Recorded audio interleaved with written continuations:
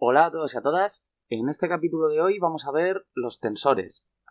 Pero antes de comenzar, os aviso que es estrictamente necesario que para poder entender lo que vamos a ver en este capítulo hayáis previamente visto y entendido los capítulos anteriores dentro de esta lista de reproducción, los que tienen la etiqueta que pone relatividad, que son en realidad, pues bueno, como una especie de picotazos, así, una especie de selección de las cosas más importantes dentro de la geometría diferencial que nos van a servir pues para poder entender ciertos aspectos de la teoría de la relatividad general.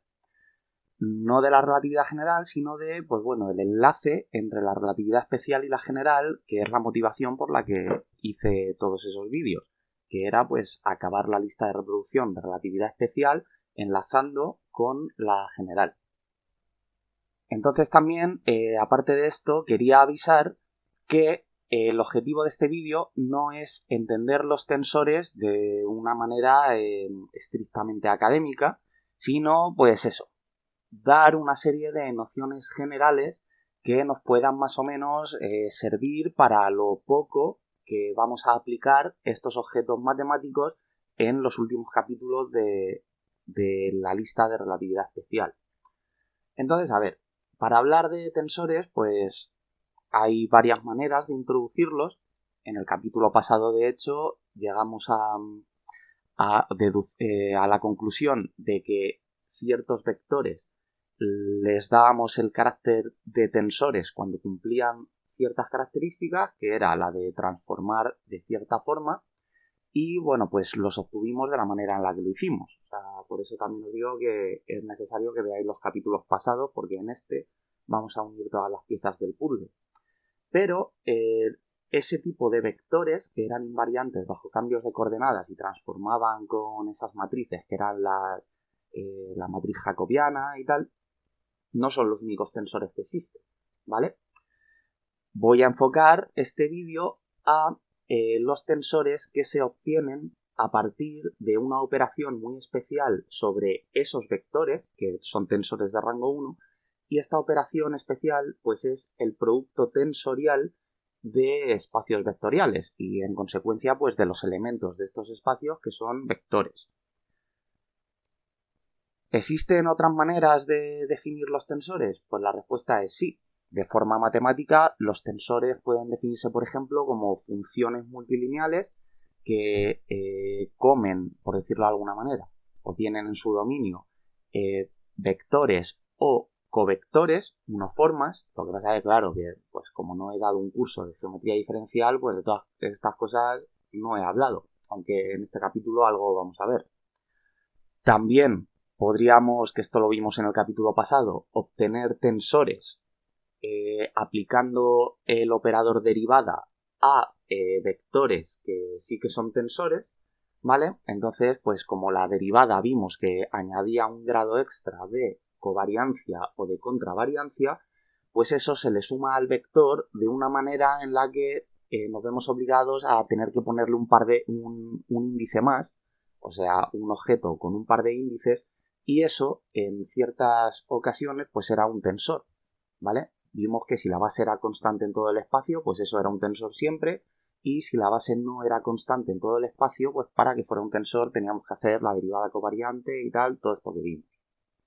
Bueno, pues entonces voy a empezar la manera esta que digo de formar tensores a partir de vectores o de tensores de rango 1 es mediante el producto tensorial de espacios vectoriales.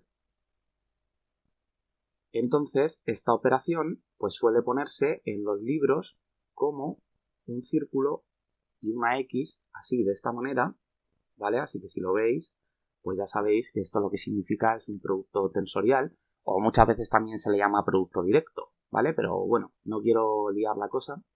Entonces, esta operación, pues es una operación entre espacios vectoriales, entonces pues vamos a llamar a uno de esos espacios el espacio V, a otro el espacio vectorial W, y esta X del medio lo que significa es que el producto tensorial es una operación, ¿vale? Siempre que se hace una operación entre espacios o lo que sea, ¿vale? Por ejemplo, el producto escalar, para que lo entendáis, se pone como el puntito, así un poco más gordo. Y el producto escalar es una operación entre vectores de un espacio con los vectores de ese mismo espacio, ¿de acuerdo? Y esto nos lleva a un real. Pues el producto tensorial es una operación entre elementos de un espacio V y otros elementos de un espacio W, y esto pues nos va a llevar a ese objeto que vamos a llamarle con una letra tau mayúscula, que va a ser el tensor. Y esta operación pues coge un vector del espacio V, vamos a llamarlo V minúscula, un vector del espacio W, vamos a llamarlo W minúscula, y lo transforma en esto, en V vector, producto tensorial, V doble vector. Bueno, pues esto es, por iniciarlo de forma matemática, un poco abstracto, así que vamos a ver en qué consiste todo esto, así un poco más entrando en materia y manipulando el objeto en sí.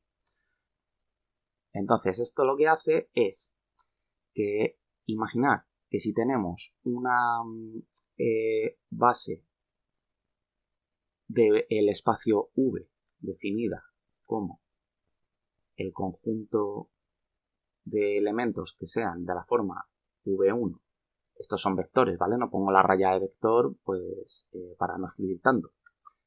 V2, así, hasta la dimensión que tenga este espacio, pues vamos a poner Vn. Y si tenemos otra base del espacio W, que en este caso pues será esto de aquí, los elementos de la forma W1, W2, así hasta WM, vamos a poner, ¿de acuerdo? O sea, N y M no tienen por qué ser el mismo número. Ahora, eso sí, estas bases tienen que estar formadas por un número finito de elementos, ¿de acuerdo?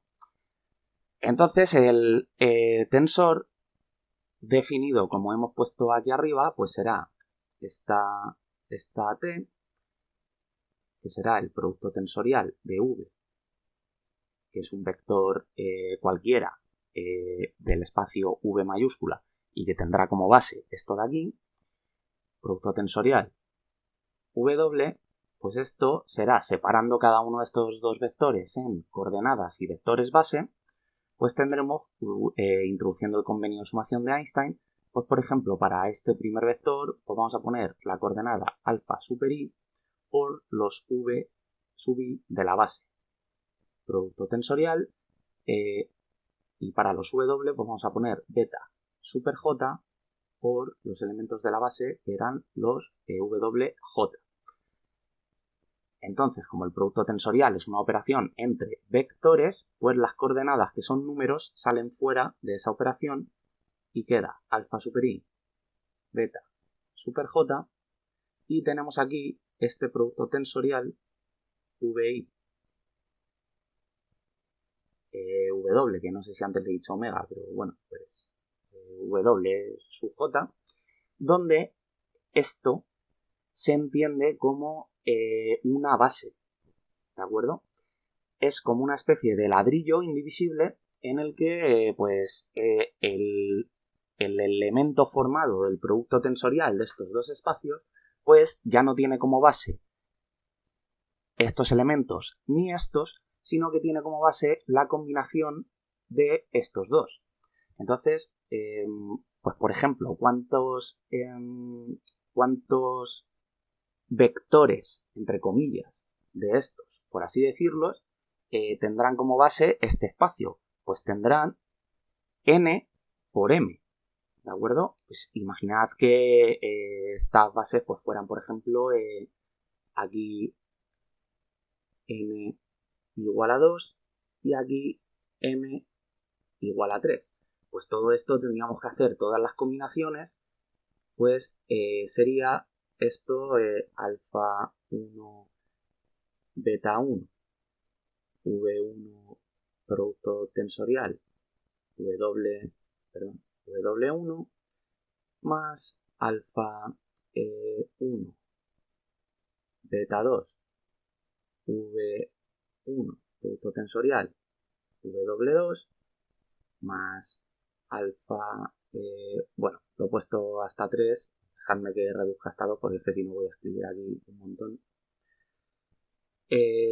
Alfa 2, beta 1, V2 producto tensorial, W1 y más el último que sería alfa 2, beta 2, V2, W2.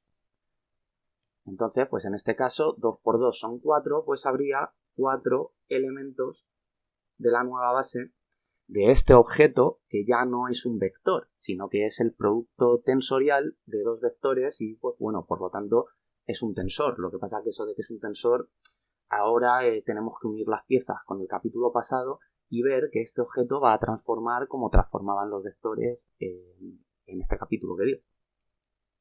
Y me queda por poner aquí un paso más, que es que el producto de estos dos números, pues lo que se hace, como hemos llamado tau, así o una letra t especial, así caligráfica a este objeto, pues se le pone una letra t y los dos índices que tenía. Como son contravariantes en este caso, pues siguen siéndolo. Y tenemos aquí la base, el producto tensorial de la base. ¿De acuerdo? Entonces esto, pues en concreto, es un ejemplo de un tensor de rango 2 obtenido a partir de vectores o de dos vectores o tensores de rango 1. El producto tensorial también hay muchas veces que se introduce comúnmente para que se pueda entender como algo parecido a un producto cartesiano de conjuntos. O sea, si habéis visto alguna vez por ejemplo, un conjunto, vamos a llamarle un conjunto A, que sea A sub 1, A sub 2, así hasta A sub n, y un conjunto B, que sea B sub 1, B sub 2, hasta B sub m, pues el producto cartesiano se pone como A, una X así, por B, y lo que es agrupar, o sea, es un nuevo conjunto donde cada uno de los elementos son pares de los elementos de los conjuntos anteriores. En concreto, pues, el primer par sería A1, B1, el segundo sería A1, B2, y así, con el primer elemento del par siendo A1, pues hasta Bm. Después de esto pasaríamos a A2 y otra vez B1, luego otro elemento que sería el par A2, B2 y así pues hasta que tuviéramos, hiciéramos todas las posibles combinaciones de pares de elementos de cada uno de los conjuntos. Vale, pues vamos a continuar con el ejemplo que teníamos, que eran tensores de rango 2, y vamos a explicar el nexo de unión con los tensores de rango 1 que vimos en el capítulo pasado. Pero se me ha olvidado comentar que esta es la manera de definir el producto tensorial así de forma matemática, lo más general posible. Lo que pasa que nosotros en física el producto tensorial de espacios vectoriales que vamos a usar más van a ser dos. Uno en el que va a ser en el que W, el espacio W, va a ser el mismo espacio V. ¿De acuerdo? O sea, vamos a tener el producto tensorial de vectores de un espacio con los vectores de ese mismo espacio. ¿Vale? Y luego vamos a tener otro caso que va a ser de vital importancia en el que W lo que es el espacio dual de V. ¿Vale? Estos dos son los que vamos a utilizar en física, al menos en los capítulos que yo voy a subir. Y bueno, y todo esto pues aquí hay más combinaciones, ¿de acuerdo? O sea, el producto tensorial de V por W, siendo W, V o V dual, pues esto de aquí podemos sacar 4 combinaciones. Una que sea, pues por ejemplo, el producto tensorial de V con su dual, o en vez de V con su dual, de el dual de V con V, o de el dual de V con el dual de V, ¿vale? O sea, aquí pues todas las posibles combinaciones que nos da el sustituir W por estos dos. Bueno, pues entonces vamos con los tensores de rango 2 y vamos a definir, pues eso, un vector A como A super I por E sub I, la forma común en la que defino yo las bases, que es con la letra E sub lo que sea.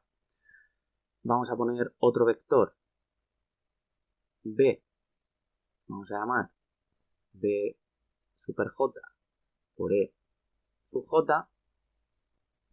Y esto, pues lo que vimos en el capítulo pasado es que si estos dos objetos son tensores de rango 1, pues eso lo que significa es que las coordenadas tienen que transformar de cierta manera, ¿de acuerdo? Bueno, las coordenadas y los vectores de la base, pero en concreto, pues para el ejemplo de ahora voy a poner solo la transformación de las coordenadas. Esto quiere decir que A super I tiene que obtenerse mediante un cambio de coordenadas que vendrá dado, pues o nos lo inventamos nosotros o nos lo dan, ¿de acuerdo? Como una matriz con el mismo índice en la posición en la que tiene el vector resultado, pues el índice, para la redundancia, y luego un índice mudo, pues vamos a poner I' por la coordenada del vector descrito en el sistema prima, o sea, así. Entonces aquí veis que hay un convenio de sumación de Einstein, porque este índice está repetido, arriba y abajo, entonces hay un sumatorio implícito aquí. Y recordad que esta matriz M, pues esto no es más que la derivada de la transformación de los elementos de la transformación de coordenadas, pues la derivada parcial de x super i entre x, o sea, respecto a x super i prima, ¿vale?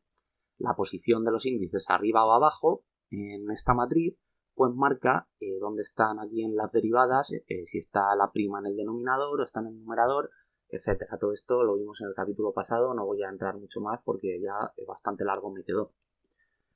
Entonces, la coordenada, la coordenada A super I en el sistema no prima, pues vendrá dado por esta relación respecto al sistema prima. Y con el vector B, pues igual, el vector, la coordenada de super J, pues lo que tendrá es la misma matriz del cambio de coordenadas, pero pues como hemos usado el índice J, pues aquí el J, vamos a poner J' por B, J'. Estas matrices son las mismas porque la transformación de coordenadas involucra a todos los vectores dentro de ese espacio, ¿de acuerdo?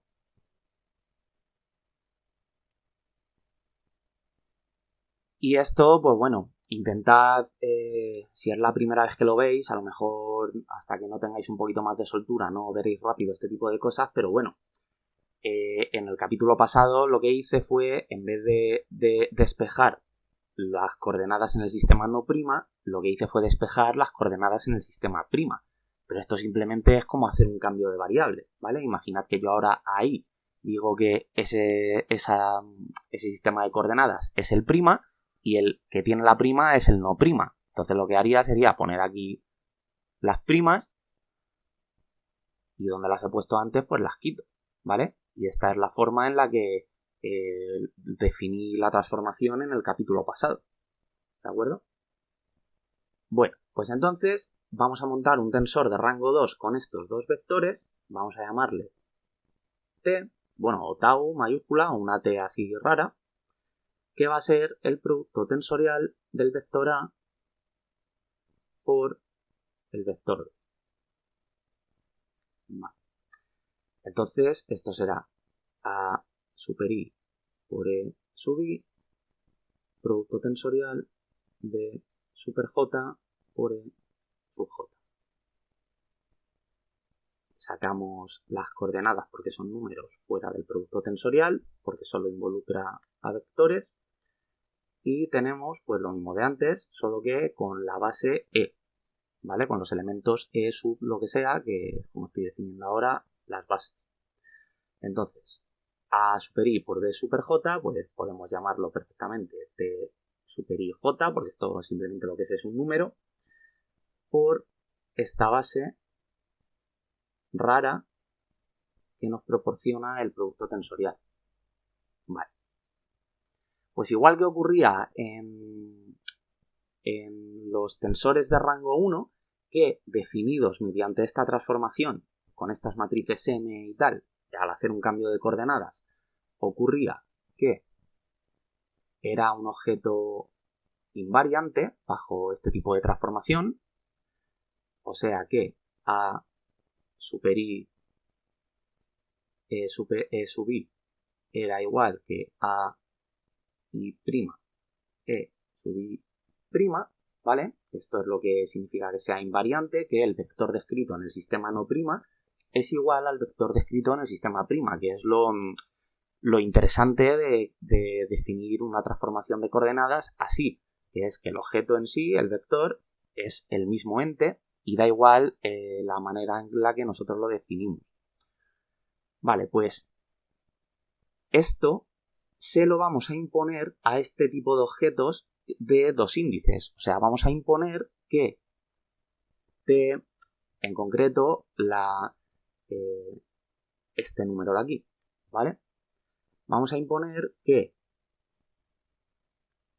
T I', J', que será este objeto definido en otro sistema de coordenadas, ¿vale? Dado por una transformación de cada uno de estos elementos de la base.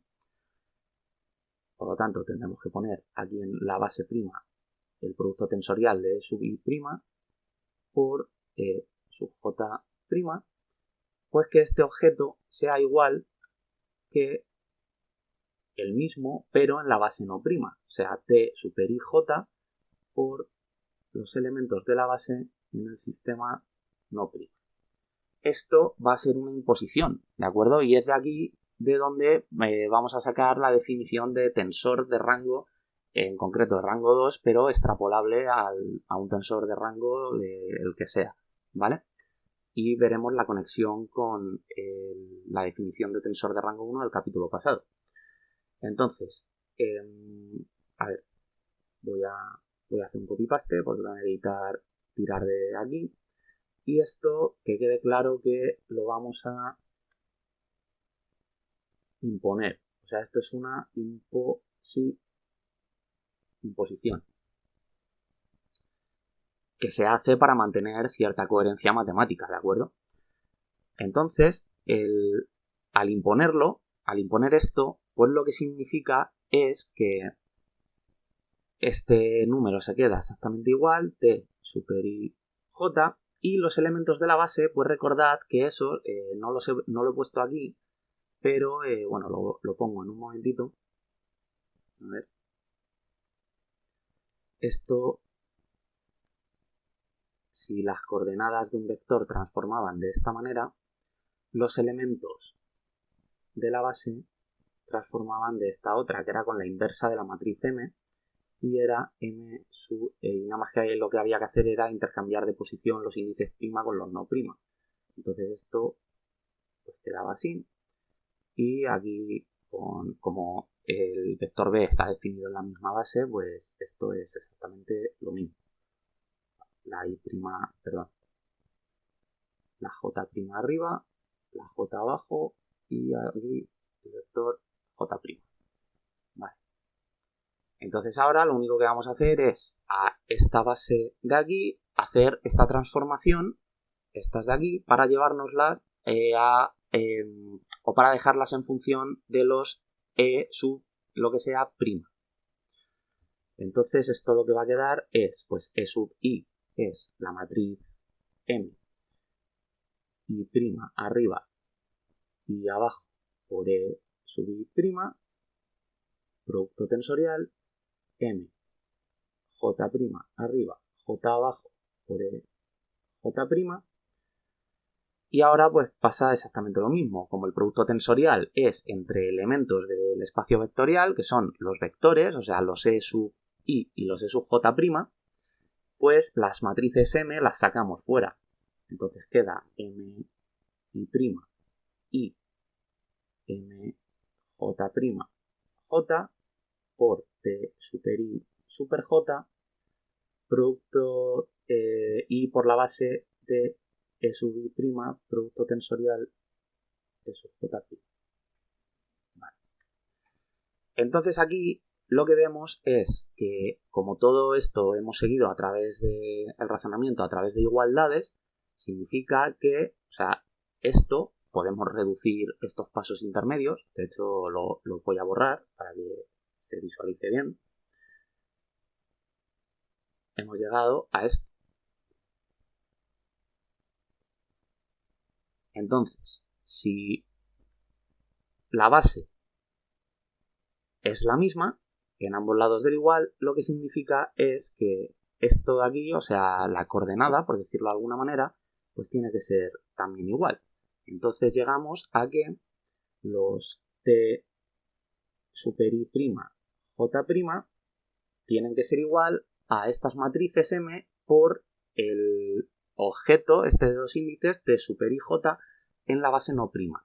Y como estas matrices M eran las derivadas, ¿vale? O sea, los elementos de la matriz jacobiana, pues la transformación de los T sub I, J no prima a los prima viene dado de esta forma, como estas derivadas, o sea, I' X, Y, derivada J', J por T super I, J. Y aquí, bueno, aquí como lo he puesto con las derivadas como numerador y denominador, como un cociente, pues a lo mejor no se ve bien del todo, pero aquí, en esta expresión con las matrices M, hay un sumatorio de Einstein otra vez. Tenemos aquí IJ arriba y aquí IJ abajo. Por lo tanto, esto lo que significa es que una vez fijadas los índices prima, que serían la coordenada prima que quisiéramos obtener, pues esos índices quedan aquí, o en estas derivadas, quedan fijados, ¿vale? Y tendríamos que sumar sobre los I y los J, hacer todas las combinaciones posibles y ya teníamos la transformación. Entonces, pues esto es lo que es un tensor de rango 2. Un tensor de rango 2 es un tensor si mediante un cambio de coordenadas en una base, ¿vale? En una base de vectores normales y corrientes, pues objetos construidos mediante el producto tensorial de vectores, o sea, de tensores de rango 1 que transforman de esta manera de aquí, pues se obtiene de esta manera, con las derivadas una, ¿vale? O sea, o una matriz M, si lo queréis ver así, una para cada índice. Si tuviéramos, por ejemplo, un tensor de 3 índices, pues lo que tendríamos es que añadir aquí, entre medias, otra matriz M, o sea, otra cociente de derivadas más, y añadir en las T's, pues por ejemplo, un índice K. En cada una, aquí un K' y aquí una K. Vale, pues por aquí he puesto lo que acabamos de ver y he anotado que es un tensor de rango 0, 2, porque siempre generalmente suele decirse el rango del tensor como un número, ¿vale? Pues ese número es la suma de los números que aparecen aquí y aquí. Y lo que significa cada número puesto en una de estas posiciones es el grado de, o sea, si ese índice que suma una unidad al rango del tensor es o covariante o contravariante. Pues en este caso, como he cogido vectores que estaban expresados en una base covariante y tenían coordenadas contravariantes los dos, pues es un tensor de rango 0 veces covariante, 2 veces contravariante. Como he explicado antes, como el producto tensorial, pues el segundo espacio vectorial, o sea, el W, puede ser, en este caso lo he hecho siendo W el mismo espacio V, pero pues si hubiéramos escogido que W fuera el espacio dual, pues esto lo que hubiera sido es un tensor de rango 2, pero puesto como tensor de rango 1,1. O sea, una vez covariante y una vez contravariante, y nos habrían quedado los índices, pues uno arriba, uno abajo, o uno abajo, uno arriba, según el orden en el que hubiéramos hecho el producto tensorial de los espacios, ¿vale? Bueno, pues por completitud, para acabar con todo lo que viene siendo la matemática de los tensores, vamos a hablar de un par de operaciones que vamos a utilizarlas pues bastantes veces. Una de ellas, pues una operación que ya existía en espacios vectoriales normales y corrientes, que es el producto escalar. Lo que pasa que ahora va a ser el producto escalar no de vectores, sino de tensores. Entonces, ¿cómo se hace esto?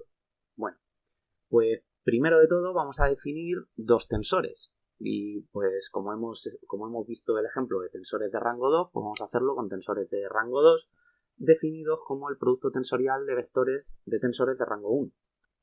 Así que vamos a definir pues un tensor T de esta manera, ¿vale? El mismo que hemos visto antes, como el producto tensorial de dos vectores. Pues como el producto tensorial de AI EI por BJ EJ. Y vamos a definir otro tensor, pues yo que sé, el tensor R, y vamos a ponerle pues RKM por EK, producto tensorial EM. Y esto pues va a ser CKEK, producto tensorial VMEM. Vale. Entonces, lo que vamos a tener es esto de aquí,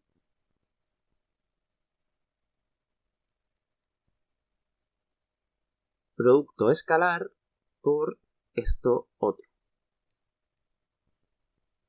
Vale. Pues la operación del producto escalar sobre tensores se hace de la siguiente manera. Como el producto escalar lo que es una operación que coge elementos de un espacio vectorial y nos lo lleva, o una operación o una función, y nos lleva dos elementos de ese espacio a un elemento del conjunto de los números reales, pues entonces lo que significa es que lo que tenemos que coger es los elementos del tensor que pertenezcan a un mismo espacio y hacer el producto escalar de ellos. Pues por ejemplo, en este caso pues resulta que es el que tanto el vector que hay aquí como el vector que hay aquí pues son del mismo espacio. Pero esto pues a lo mejor se vería mejor si este vector de aquí pues perteneciera por ejemplo al espacio dual, ¿vale? Entonces lo que quiero decir es que con el producto escalar lo que hay que hacer es coger el vector del primer espacio, hacer el producto escalar con el vector del primer espacio del otro tensor y el del segundo espacio, pues el producto escalar con el del segundo espacio del segundo tensor, ¿de acuerdo?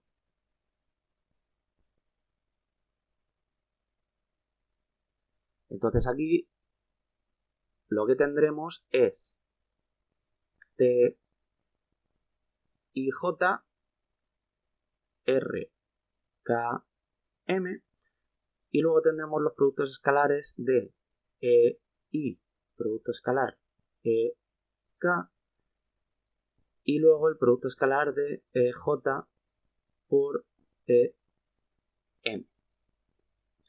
Entonces esto, pues nosotros ya sabemos que los productos escalares de estos vectores pues dan elementos de la métrica. Entonces EI por producto escalar EK, pues lo que va a dar es G, IK, y EJ por EM, pues va a dar G, J, M. Vale. Pues también sabemos que la métrica es simétrica, o sea que da igual intercambiar de posición los índices, y todos estos elementos de aquí son números, por lo tanto cumplen la propiedad conmutativa.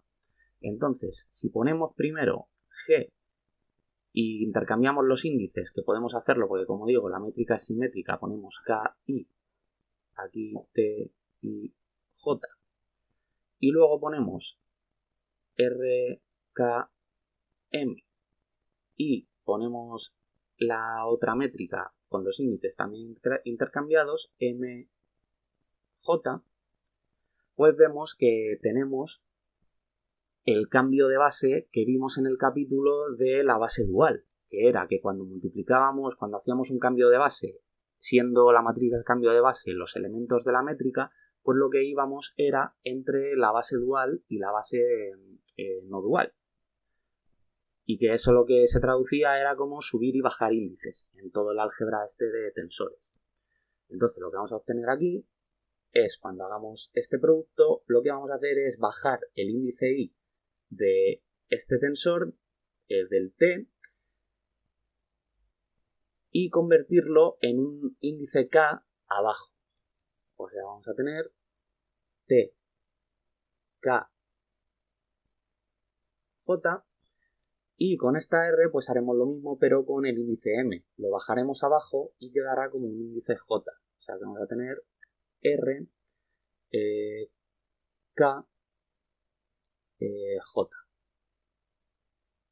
Vale. Bueno, pues como esta T y esta R son los productos, porque bueno, aquí me lo he saltado en este paso aquí arriba, pero esto de aquí es A, I, de J, ¿vale? Y aquí abajo esto es CK de M por EK tensorial EM, por lo tanto la T es esto de aquí y la R es esto de aquí. Entonces vamos a sustituirlo, pero respetando ahora los nuevos índices que han quedado aquí renombrados, que vamos, que este paso siguiente lo voy a hacer para que veáis una identidad que se da, pero aquí, pues, si conocemos estos números, pues ya veis que hay dos sumatorios de Einstein, uno para el índice K, otro para el índice J, y simplemente pues habría que aplicarlo, ¿vale? Y ya obtendríamos el producto escalar. Pero vais a ver que si T es A, B, pues lo que vamos a tener es que el primer índice de T era correspondiente a la coordenada A, por lo tanto vamos a tener aquí un A sub K, un B super J, voy a ponerlo entre paréntesis, aquí R era C por D, queda C, K en su lugar y el ID aparece abajo con un índice J, y como estos son números, pues podemos, estos son productos de números, pues podemos poner a K organizado con CK y BJ organizado con DJ. Y resulta que esto lo vimos ya en el capítulo del tensor métrico, en el primero de estos de relatividad que he subido en esta lista de reproducción, que cuando teníamos, lo que pasa es que lo hice con el mismo vector, ¿vale? Pero esto de aquí, cuando tenemos el producto de coordenadas covariantes por las coordenadas contravariantes de esta forma, mediante un sumatorio de Einstein, esto lo que es el producto escalar de estos dos vectores, ¿de acuerdo? Entonces aquí lo que tenemos es el producto escalar del vector A por el vector C por el producto escalar del vector B por el vector D. Y atiende a cómo hemos definido el producto escalar de tensores, que os decía que era coger los elementos de la base de un mismo espacio, hacer el producto escalar y luego los vectores del otro espacio, lo que en este caso eran el mismo espacio, por producto escalar entre ellos. Muy bien, pues vamos a continuar con la segunda operación que os decía, que va a ser la contracción de tensores. Entonces, esta operación no tiene un análogo en las operaciones con vectores, como pasaba con el producto escalar, pero esta es una operación que es crucial en física. ¿Por qué? Pues porque los tensores son objetos matemáticos que no tienen una, por decirlo de alguna manera, una interpretación física directa. Los tensores son, pues eso, son cosas abstractas que nosotros construimos y que respetan cierto tipo de simetrías, como es la del cambio de coordenadas y tal igual, pero no vamos nadie por la calle y nos encontramos un tensor o algo que digamos, anda, mira, esta magnitud física es un tensor, ¿de acuerdo? O sea, en realidad no hay, a ver, a lo mejor rebuscando, pues esto podría entrar a debate, pero en principio no hay nada en la naturaleza que nosotros le podamos decir que eso es un tensor. Y me refiero a un tensor de rango mayor que 1, ¿vale?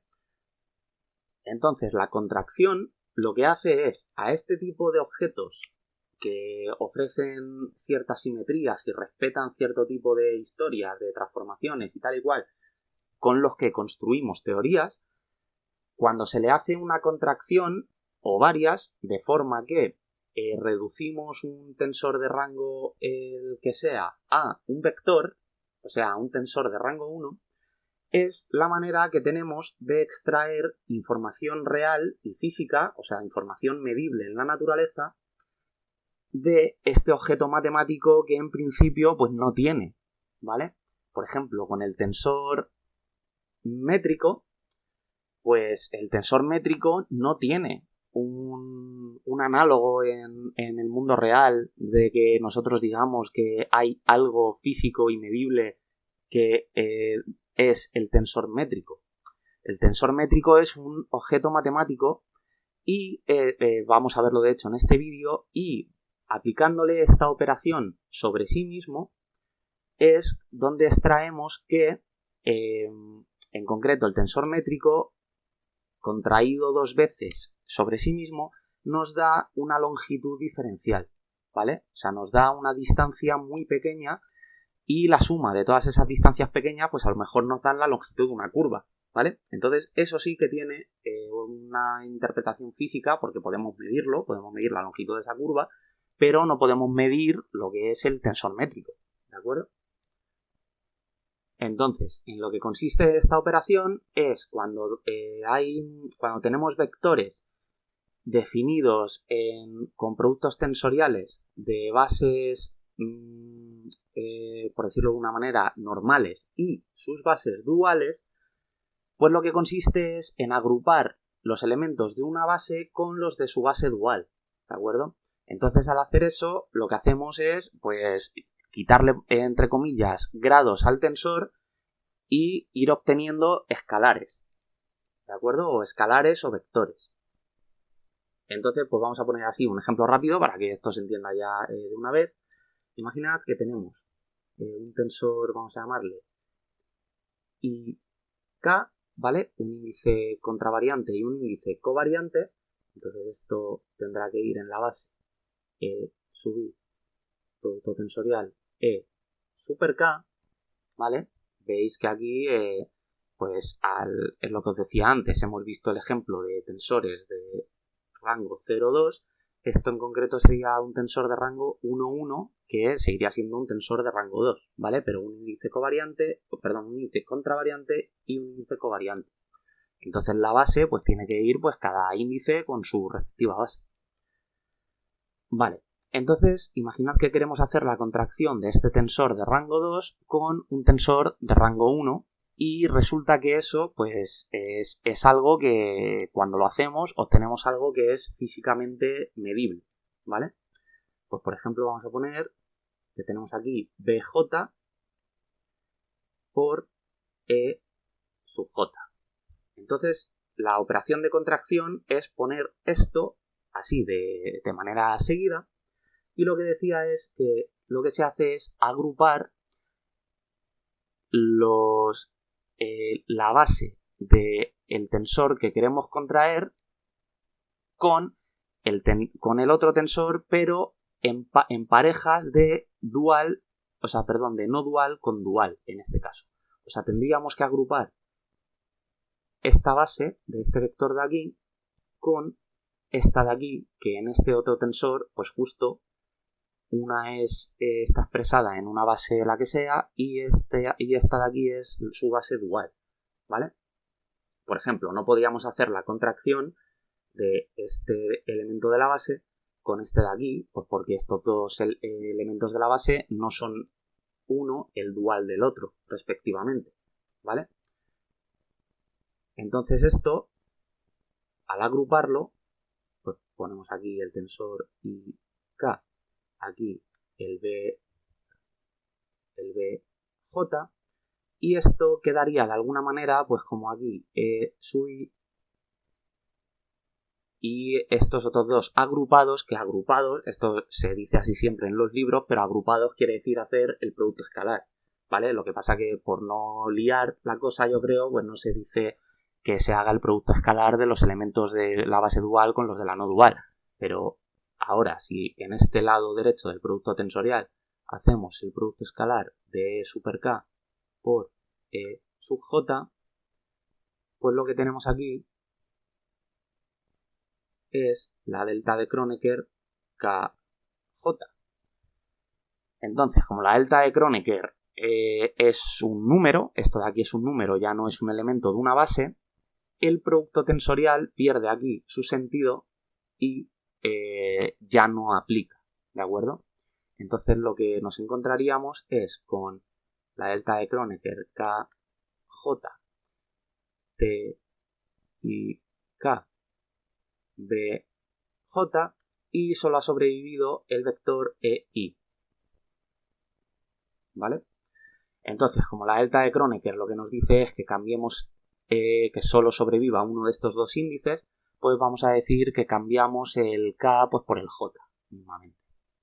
Entonces, quitamos la delta de Kronecker y este K pues lo renombramos como J. Entonces ahora lo que hay aquí es un sumatorio de Einstein implícito de estas dos coordenadas, ¿vale? Cuando lo hagamos, como el índice mudo es el J, el tensor T tiene un índice libre que es el I. Por lo tanto, el producto de estos dos lo que va a dar es algo que tenga un índice I arriba. Pues vamos a llamarle, por ejemplo, C super I. Y sigue estando por aquí el vector EI. Entonces, en los libros, este paso intermedio, donde está este de aquí, no lo ponen, yo creo que jamás, de los jamases. Directamente lo que te dicen es que tenemos un tensor de rango 2, un tensor de rango 1 y que cuando los contraemos, pues lo que hay que hacer es igualar los índices de un índice de uno con el índice de otro. Y eso sí, que uno sea covariante y el otro contravariante, ¿vale? Y ni siquiera ponen, yo creo, los elementos de la base. O sea, directamente te ponen esto así y te igualan el índice K con el índice J y se olvidan de los elementos de la base.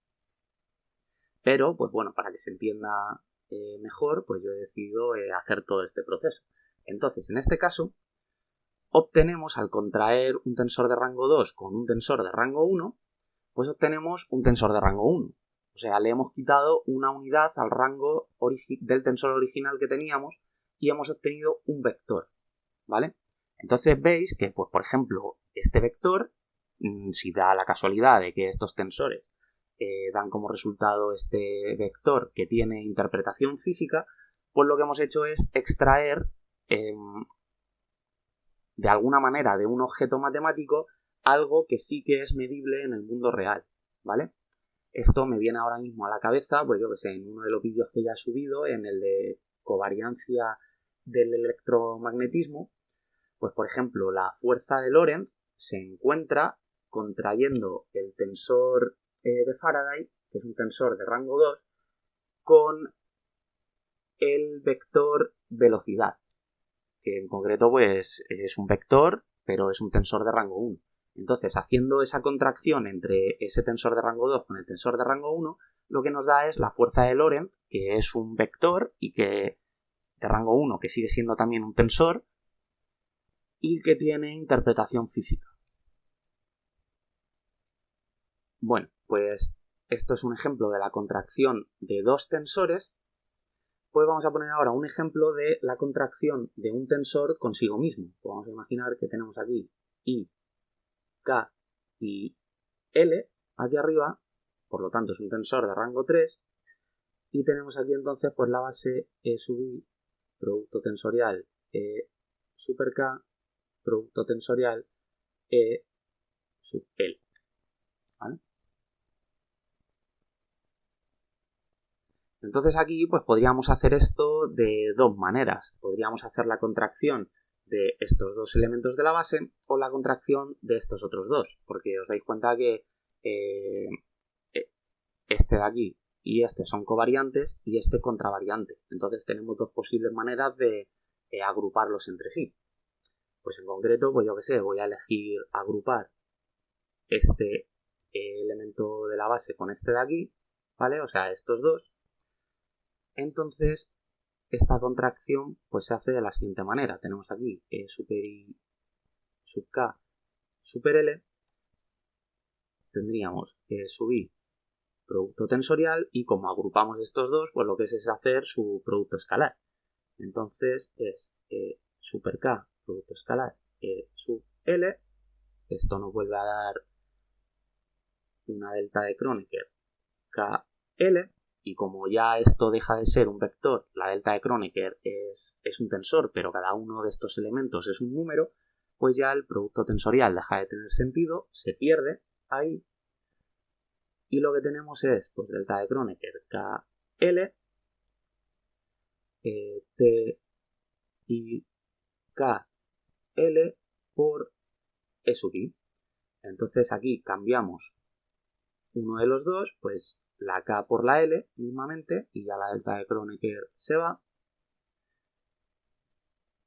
Y lo que hemos hecho pues es contraer el tensor este consigo mismo, ¿de acuerdo? Cuando llevemos a cabo este sumatorio, pues esto nos dará, sobrevivirá solo el índice I y nos dará, pues por ejemplo, pues yo qué sé, un F super I por E sub I, que es un vector, un tensor de rango 1 que pues tendrá, si tiene, su interpretación física, si no estamos haciendo solo matemáticas, ¿de acuerdo?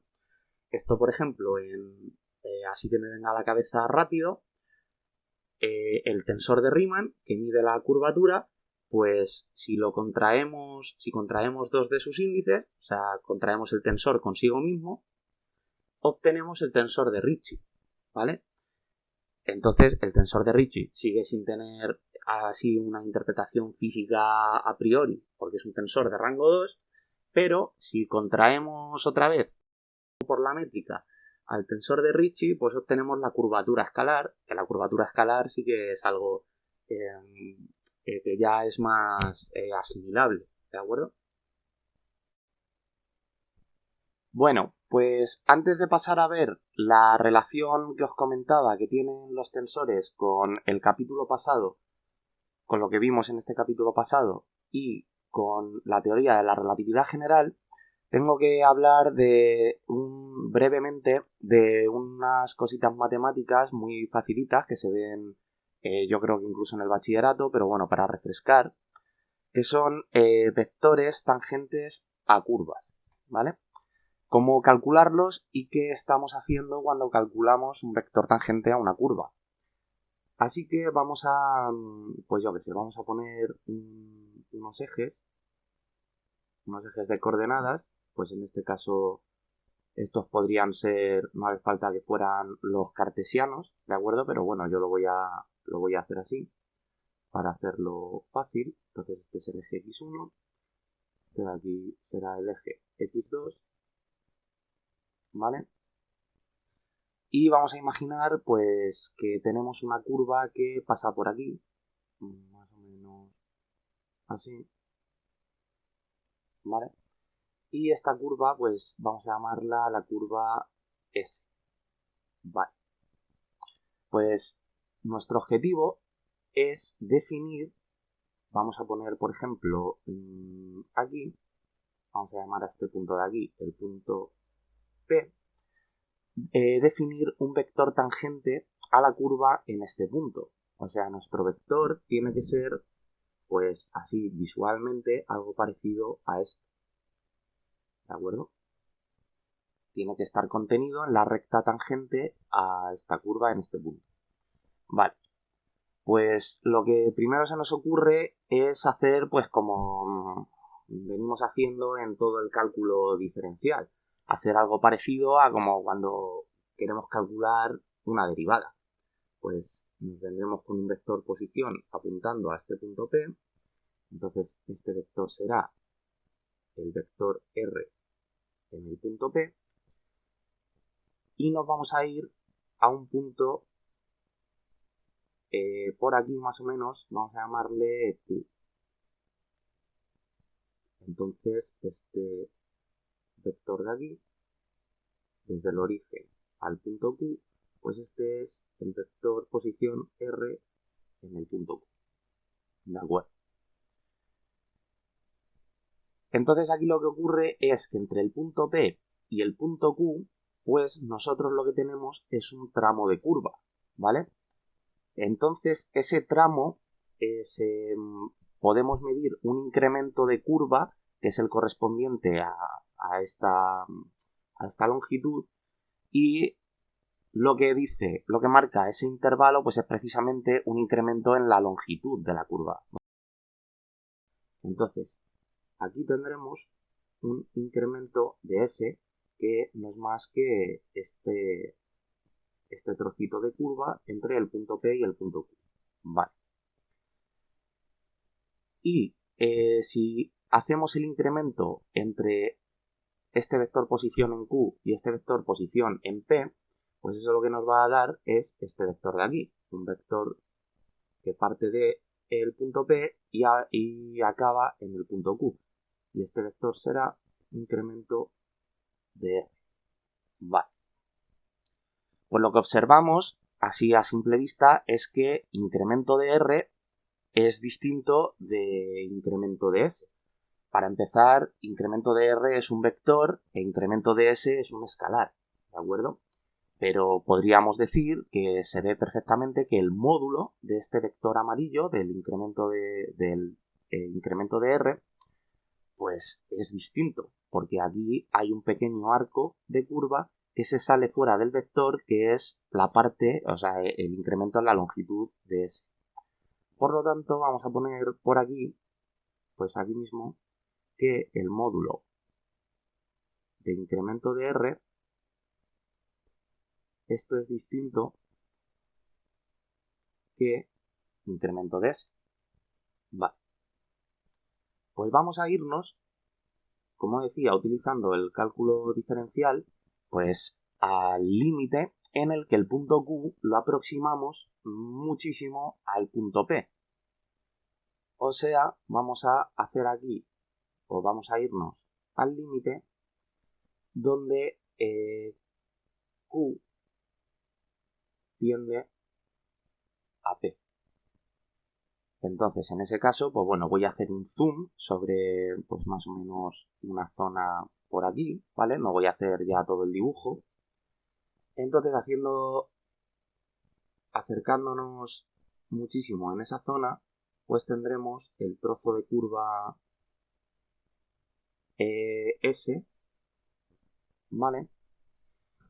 Tendremos el punto P, pues más o menos por aquí, y el punto Q, pues ya nos lo hemos traído infinitamente cerca del punto P casi, que bueno, pese a que aquí veis que hay una cierta distancia, pues yo lo hago para poder entender el dibujo, pero imaginad que este punto Q está prácticamente solapado con el punto P. Vale. Entonces, en este caso, el vector posición, o sea, por aquí debajo, pues bueno, tened en cuenta que estarían los ejes, ¿vale? Y habría un vector apuntando a cada uno de estos puntos, ¿vale? Pero ya no lo dibujo para no entretenerme. Entonces, en este caso, en este límite, pues tenemos que esto es el incremento de R y resulta que al aproximar infinitamente Q a P, el incremento de posición, de vectores posición, coincide con la longitud de la curva, porque prácticamente la longitud de la curva, este trocito, es un segmento de recta. Así que en este límite, pues podremos decir que el módulo de incremento de R sí que es igual a incremento de S. Bueno, pues ya solo nos queda llevar extremadamente al límite esta situación, ¿vale? Aquí, pues eso, ya he mantenido esta cierta distancia para poder entenderlo, pero ya cuando el punto Q es prácticamente el punto P, pues tenemos esta siguiente situación. Voy a escribirlo aquí como un límite. Tendremos que el límite y cuando eso ocurra, que el punto Q es prácticamente el punto P, pues el incremento en la longitud de la curva pues será prácticamente cero. Por lo tanto, el límite, cuando el incremento en la curva S tiende a cero de incremento de R entre el incremento de S, lo que estaremos haciendo es dividir un vector entre su módulo. ¿De acuerdo? Daos cuenta que si incremento de S es el módulo de incremento de R, pues esto de aquí es, bueno, con el límite, ¿vale? Pero no lo pongo, incremento de R entre el módulo de incremento de R. Entonces esto lo que nos da es un vector unitario en la dirección de el vector incremento de R. Por lo tanto, así es como queda definido. Vamos a poner aquí, vamos a llamar a este vector el vector E sub t de tangente y le vamos a poner el gorrito de unitario, ¿vale? ¿Por qué pongo ya que es tangente? Bueno, pues porque cuando nos llevemos esta situación al límite en el que el incremento de S tiende a cero, pues eso significa que ya lo que estamos es en el punto P. Y ya entonces, pues lo que tenemos es el vector tangente a la curva en el punto P. ¿De acuerdo? Vale. Pues una vez ya tenemos definido un vector tangente, podemos llevar esta definición un poquito más allá, porque esto no es más que un límite de incrementos, cuando es, si os dais cuenta, esto llevado al límite da 0 entre 0, que es una indeterminación, y esto es una derivada. Por lo tanto, esto lo que es la derivada del vector posición respecto a S, a un trozo diferencial de curva. Pero, cuando se enseña a calcular este tipo de vectores tangentes, lo que nos dicen o lo que se utiliza es un parámetro. O sea, suele parametrizarse la curva que estamos tratando con un parámetro, pues generalmente se usa la letra lambda o la letra t. Entonces, ¿cómo incorporamos eso que nosotros ya sabemos a la hora de que hemos mecanizado a la hora de calcular este tipo de vectores? ¿Cómo lo metemos aquí? Bueno, pues eso lo que ocurre es que la curva, como está parametrizada respecto a, pues vamos a llamarle lambda, pues aquí podemos usar la regla de la cadena y poner esto de aquí, dr entre d lambda de lambda entre ds. Y la relación que tiene lambda con S, o sea, el parámetro de la curva con la longitud de la curva, pues esto ya lo vimos en el capítulo de la métrica, que hablamos de que a la hora de calcular un trocito de curva diferencial, en un inicio lo pusimos al cuadrado, pues esto era la métrica por dxy dxj.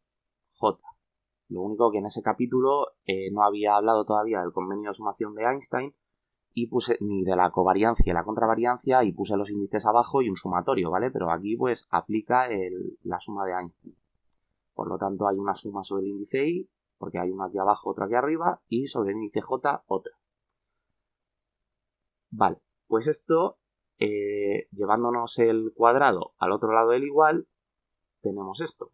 Y también, voy a ir despacio, mejor, tendremos g y j de xy de xj.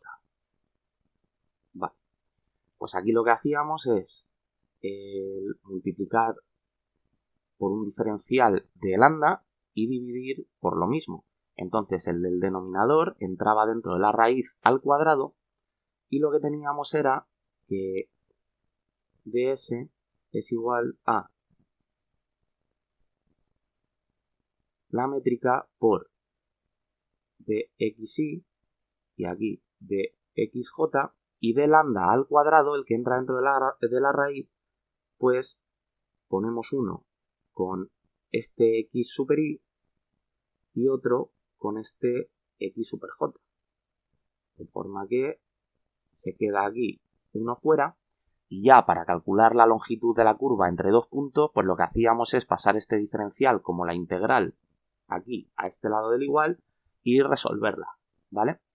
Entonces, pues bueno, lo único que tenemos que tener en cuenta aquí es que la parametrización de la curva es libre. Pues por ejemplo, aquí tenemos escrito la curva, he definido la curva S en dos dimensiones, en R2 en concreto, ¿vale? Vamos a poner un ejemplo fácil de que este espacio es un espacio R2.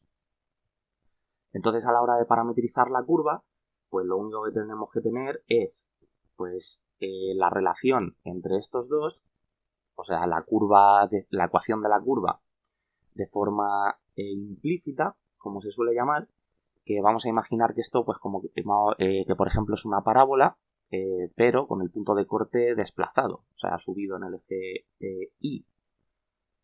Así que vamos a decir que la curva S, pues no es más que la ecuación de una parábola de toda la vida de y igual a x cuadrado más una constante, y esa constante pues será este punto donde corta el eje de las y. Pero como estoy usando esta notación de superíndice, pues tendremos que x2 es igual a x1 al cuadrado más una constante que, como digo, pues es este puntito de corte en el eje x2. Vale. Entonces, para parametrizar esta curva, pues lo que haremos será definir x1 como una función de lambda. Vale, sí, esta la definimos. Y esta pues nos la inventamos. La parametrización de x1 es libre y podemos poner pues la que nos dé la gana, pero pues por hacerlo fácil vamos a poner lambda, ¿vale? Entonces, la parametrización de x2, esta ya no es libre, porque x2 depende de x1 de esta forma de aquí, por la ecuación implícita. Entonces esta, pues lo que será es, sustituimos donde hay una x1, una lambda. Lambda al cuadrado más esa constante que decíamos. Y esto es la ecuación de esta curva, pues parametrizada, ¿de acuerdo? Podríamos haberlo hecho más complicado y podríamos haber puesto aquí, pues, lambda al cubo más logaritmo de lambda. En ese caso, esto de aquí habría que haberlo metido aquí dentro, ¿vale? Porque, como digo, x2 ya viene definido según x1 de esta forma de aquí. Vale, pues una vez comentado esto, vamos a irnos a esta última ecuación que he dejado aquí, porque si nos llevamos este de lambda dividiendo al otro lado del igual, pues lo que vamos a tener es ds entre d lambda, y eso nos va a quedar la raíz de la métrica. Y lo que voy a hacer es, a estas derivadas de aquí, a dx super y entre d lambda y dx super j entre d lambda, voy a ponerlo pues como cuando normalmente derivamos, pues por ejemplo, dx respecto a t o dy respecto a t en física, que lo que ponemos es x punto y aquí y punto. Pues voy a hacer lo mismo aquí para simplificar la notación y voy a poner x super y punto, que el punto lo que significa es que hemos derivado respecto a lambda, respecto al parámetro, y x super j punto. Vale. Entonces, en nuestra ecuación del vector unitario tangente aparece esto de aquí, que es esto mismo, pero en la inversa. Así que como nos está molestando así, de esta manera, lo que vamos a hacer es esta derivada nos la llevamos al otro lado del igual y entonces pues queda invertido y ya queda como hemos definido aquí. Tendríamos ds entre d lambda multiplicado por el vector tangente unitario y esto es igual a dr entre d lambda. Vale. Entonces lo que bueno, aquí podemos ir un paso más allá. Voy a hacer el copy paste para no entretenerme escribiéndolo. Tenemos que ds entre d lambda es esto de aquí multiplicado por el vector tangente unitario y esto es igual a esto. Vale. Entonces la pregunta es, ¿qué es esto de aquí? O sea, ds entre d lambda. Pues aquí queda muy fácil. Simplemente es el módulo de este vector unitario tangente. Porque si esta raíz la absorbe este vector, que es unitario, pues lo que tenemos es esto siguiente. Tendríamos, voy a ponerlo aquí debajo, tendríamos un vector tangente, pero que en vez de ser unitario, ya no le pongo el gorrito, le pongo la raya de vector, es un vector normal y corriente con su módulo. Y lo que tenemos es que es igual a esto de aquí. ¿Vale? Por lo tanto, la derivada de la curva respecto al parámetro con el cual la parametrizamos, lo que nos da es el módulo del vector tangente en cada punto, ¿vale? Como luego estas x super y super j dependen de lambda, pues si al derivarlas respecto a lambda sigue dependiendo de lambda, pues el módulo será distinto en cada punto. Y eso es cómo se interpreta el parámetro, porque claro, el parámetro pues es eso, es un parámetro, es algo matemático que se usa para poder definir todo este tipo de historias, y de hecho en física pues estos parámetros generalmente suelen ser el tiempo. Entonces el parámetro no es que tenga una interpretación en sí, sino que lo que es o lo que nos da información es de la longitud del vector tangente en cada punto. Si os dais cuenta, si aquí derivamos respecto a lambda, ponemos la derivada de x1 respecto a lambda y aquí la derivada de x2 respecto a lambda, pues aquí lo que nos queda es 1, esta constante va a 0 y aquí lo que nos queda es 2 lambda, ¿vale? Entonces, si quisiéramos calcular el módulo del vector tangente, pues simplemente lo que nos tendríamos que ir es a esta fórmula de aquí, que voy a ponerla, a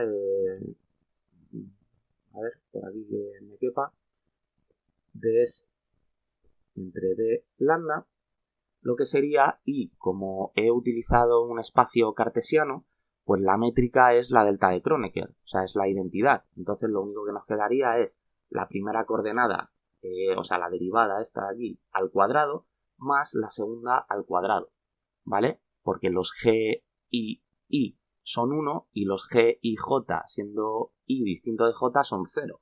Por lo tanto, esto lo que me va a quedar es la raíz de 1 al cuadrado, que es 1, más 2 lambda al cuadrado, o sea, 4 lambda al cuadrado.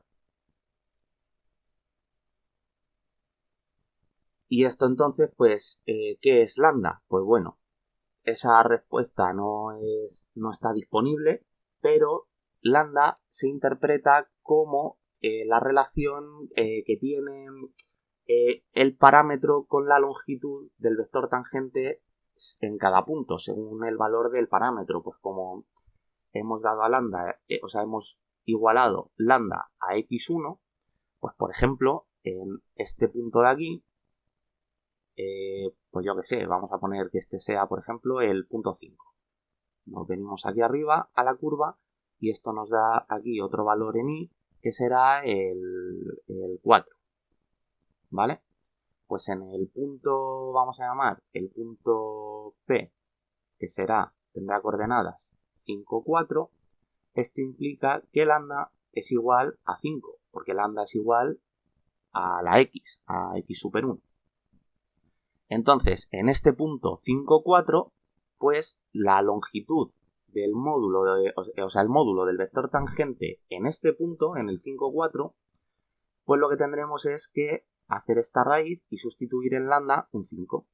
Entonces nos quedará raíz de 1 más 4 por 5 al cuadrado, ¿vale? O sea, 5 al cuadrado es 25, por 4 es 100, más 1, 101, pues el módulo de ese vector tangente pues será la raíz de 101. Y como veis, al depender de lambda, el módulo será distinto en cada punto de la curva, ¿vale? Así que esa es la relación que tiene el parámetro con, así, interpretándolo de esta forma que yo lo he contado, con la curva. Pero con lo que nosotros nos tenemos que quedar es con que si queremos calcular un vector tangente, lo que tendremos es que hacer la derivada de un vector posición que marque el punto donde queremos calcular ese vector tangente y derivar respecto al parámetro. Pues en este caso usaremos esta fórmula y esto lo que será pues es la derivada de x1 respecto a lambda. Como r es un vector, pues esto o ponemos el paréntesis y las comas, o en la notación que suelo usar yo, pues aquí pondremos e1 más la derivada de x2 respecto a lambda por e2.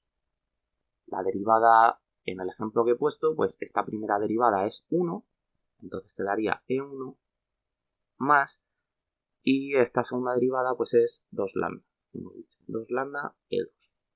Y así tendríamos ya calculado, esto de aquí sería el vector tangente en cada punto de esta curva de aquí. Entonces, una vez entendido esto, qué es un vector tangente o cómo se calcula y qué es lo que estamos haciendo cuando derivamos un vector posición respecto a un parámetro, porque esto generalmente te lo enseñan en el colegio o en el bachillerato, que si quieres calcular este tipo de vectores, pues se hace esto, pero no sé si, yo no tengo muy claro si la gente o los estudiantes en un inicio saben lo que están haciendo cuando hacen una derivada de este tipo, ¿vale?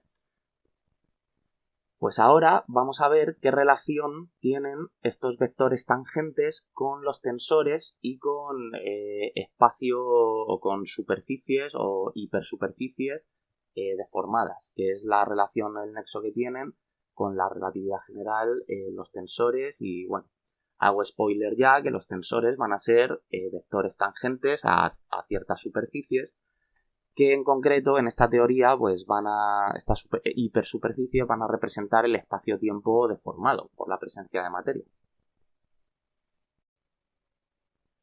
Así que una vez visto esto, pues ya tenemos todas las herramientas que necesitábamos para unir todas las piezas del puzzle. Entonces vamos a hablar de variedades. Vamos a definir este tipo de objeto matemático, o vamos a llamarlo con una letra M caligráfica. Y una variedad, pues no es más que en el lenguaje común, pues lo que se conoce como una hipersuperficie dentro de un espacio de dimensión mayor. La típica sábana deformada de la relatividad general con la que se representa el espacio-tiempo, ¿vale? Entonces, esta variedad, pues no va a ser más, o vamos a definirla nosotros de forma matemática, como todos los puntos x super y que pertenecen a un espacio vectorial V que es un subconjunto de R3. O sea, nuestra variedad va a estar inmersa en un espacio R3. Por lo tanto, eso ya implica que la variedad tendrá dimensión 2. Vale, tal que, ponemos aquí los dos puntitos, pues en concreto los puntos x3 vienen dados por x1 al cuadrado más x2 al cuadrado. Vale, cerramos las llaves. Y en la variedad M pues tiene la siguiente forma. En concreto, esto pues es un paraboloide de toda la vida, ¿vale? Donde su ecuación pues es z, comúnmente escrito pues en vez de usar esta notación de superíndices, pues z igual a x al cuadrado más y al cuadrado, ¿vale? Vale. Bueno, pues entonces nuestra variedad dentro de un espacio cartesiano R3 pues es esta superficie de color amarilla que, como digo, si está inmersa en un espacio de dimensión 3, pues nuestra variedad tiene dimensión 2. Esta superficie del paraboloide tenéis que verla, pues eso, como una especie de sábana, ¿vale? O sea, esto en realidad por dentro del paraboloide estaría hueco, no tendría un volumen, ¿vale? Sino que es una superficie. Entonces, nuestro objetivo para enlazar conceptos con el capítulo anterior va a ser definir vectores tangentes a esta superficie en cualquier punto de ella.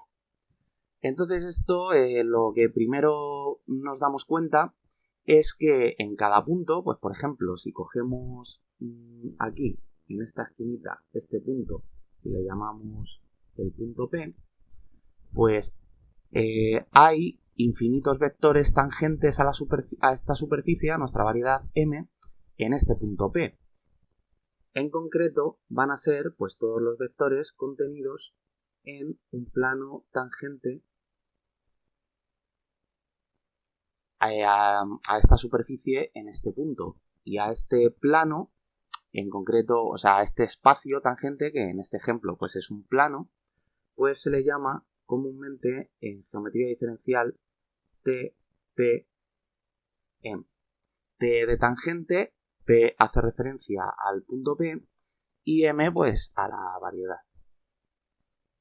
Vale, pues el primer paso que tenemos que hacer para definir estos vectores pues es parametrizar esta superficie. O sea, cogeremos x super 1, x super 2 y x super 3 y lo pondremos en función de parámetros. Entonces, la forma más fácil de parametrizar y la que posteriormente, luego lo voy a explicar con más detalle, va a hacer que nuestra variedad podamos representarla por estos cuadraditos, ¿vale? Como si fuera una malla, pues es esta. Es llamar a x1 parametrizarlo en lambda, a x2 parametrizarlo como mu, y x3, pues esta ya nos viene dada por esta la parametrización de esta coordenada ya no es libre, porque tiene que ser x1 al cuadrado más x2 al cuadrado. Entonces, x3 no queda más remedio que sea lambda al cuadrado más mu al cuadrado, ¿vale?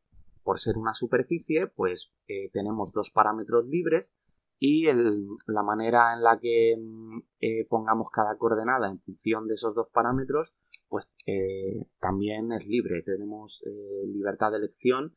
Podríamos haber puesto aquí, pues yo qué sé, lambda al cuadrado más coseno, pues yo qué sé, coseno de mu, ¿vale? Podríamos haberlas mezclado. Y eso sí, x3 pues tendría que respetar esta forma para que estuviéramos describiendo la variedad. Lo siguiente que vamos a hacer es, sé que esto puede parecer un poco arbitrario ahora introducirlo así, pero veréis que ahora va a cobrar todo su sentido, que va a ser interpretar esta parametrización como una especie de transformación de coordenadas. Y digo como una especie porque, si os dais cuenta, esto, bueno, voy a empezar definiendo las nuevas coordenadas, que en concreto pues va a ser lambda, vamos a definirlo como una coordenada x1' y mu vamos a definirlo como otra coordenada x2', ¿vale? ¿Por qué digo que no es una transformación de coordenadas como tal? Bueno, pues porque si nos damos cuenta, esto va de un espacio de dimensión 3 a un espacio de dimensión 2, ¿vale? Por lo tanto, la matriz que transforma las x' en las x no prima, pues no va a ser una matriz cuadrada. En concreto va a ser una matriz 3×2. ¿Esto qué quiere decir? Pues que no podemos calcular la inversa de esa matriz y obtener la transformación de coordenadas inversa, las que nos relacionen las x no prima con las x prima, ¿vale? Por eso esto es debido a que lo que vamos a hacer, o esto, pues bueno, no es una transformación de coordenadas, sino que es una parametrización, solo que estamos interpretándolo de esta manera, ¿vale? ¿Por qué es útil esto? Bueno, pues porque nosotros sabemos, lo vimos en el capítulo pasado, que cuando implantamos un nuevo sistema de coordenadas, pues lo que tendremos es que dibujar unas líneas que nos darán esas nuevas coordenadas, ¿de acuerdo? Pues en concreto vamos a decir que de esta malla que hemos puesto, pues estas de aquí van a ser las rosas,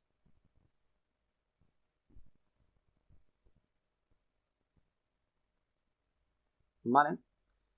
Y estas otras de aquí pues van a ser las azules.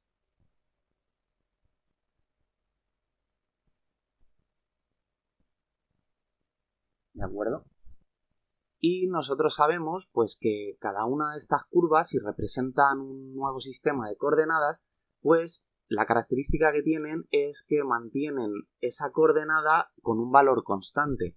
Pues por ejemplo, esta primera vamos a decir que será x1' igual a 1, esta de aquí será x1' igual a 2 y pues nos iríamos dando la vuelta a esta superficie pues por cada una de estas líneas.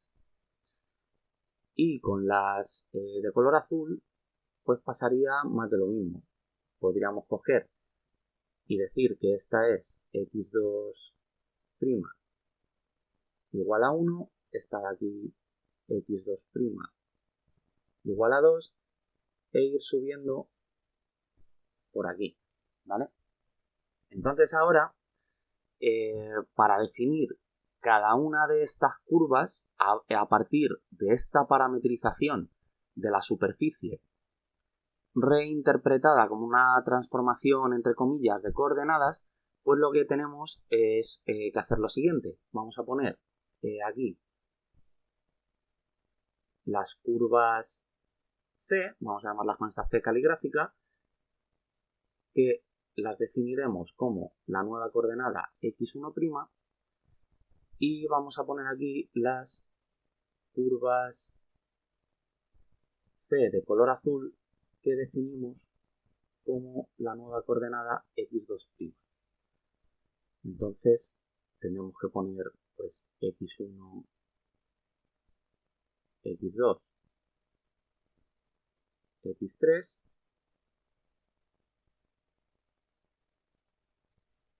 y como decía, la característica de cada una de estas curvas es que mantiene el valor de la coordenada constante.